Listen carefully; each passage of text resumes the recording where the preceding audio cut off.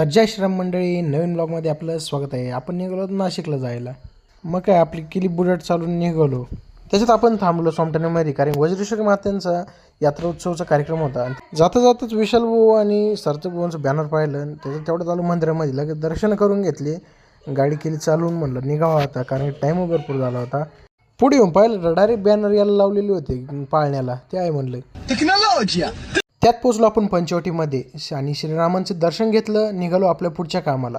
तेवढ्यात पोचलो आपण रामकुंडावर आणि मोकार पाणी सोडेल होतं त्यांनी. जिकडं पाहावं तिकडं नुसतं पाणीच पाणी होतं.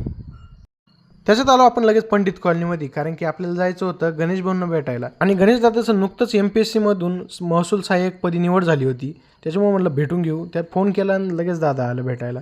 लगेच गेलो चहा हाऊसला, बाबांच्या दुकानावर चहा घ्यायला. म्हणलं चला. तेवढ्यात आले कुणाल भाऊ न. म्हणलं काय चालू आहे? ते म्हणे काय नाही भाऊ, काय मजेत एकदम. त्याच्यात गप्पा बिप्पा झाल्या ना आपण लगेच आलो कॉलेजला. कॉलेजलाच काय काम नव्हतं, म्हणलं येऊ जाऊन काय. मध्ये येऊन बघतो तर सगळं चित्रच वेगळं झालं होतं भाऊ.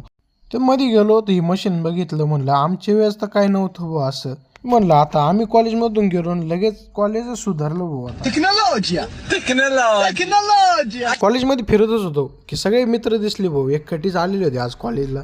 मग काय सगळ्यांना टाटा बाय बाय केलं, निघालो आपण परत घरी जायला, कारण टाइमला झाला होता. पुढं आलो होतं मरणाचं पाणी वाढेल होतं भाऊ. आता तर पार फरचीवरून खाली पाणी चाललं होतं. त्याच्यात मोकार गरम झालं. तर म्हणलं रस पिऊ आता. रस प्यायला ये म्हणलं माय. त्याच्यात वडंगडीत आलो. म्हणलं हा डीजे तर ओळखीच दिसतोय. म्हणलं हा. पुढं आलं तर म्हणलं राजूभाऊंचा डीजे बाई. घरी येऊन आलो लगेच साईटवर. तेवढ्यात विटा येऊन पडेल होत्या. लगेच हायवा पण आला. काय मुरुम बोललेला होता. मुरुम पिरून टाकला आणि मरणाची गरज झाली होती रोड न भाऊ. ते झालं आणि लगेच आशुतोष आला होता आपल्याला घ्यायला, कारण मित्राच्या हळदीला जायचं होतं. तेवढ्यात पुढं दिसले आपल्याला साहिल आणि डॉक्टर साहेब.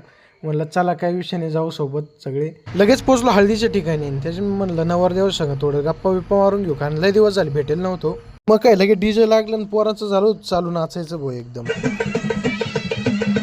त्याच्यात लगेच अविनाश भाऊ चालू झालं होतं फोटोशूट. हळदीचा कार्यक्रम आटोपला आपण निघालो घराकडे जायला. भेटू उद्याच्या ब्लॉगमध्ये. धन्यवाद.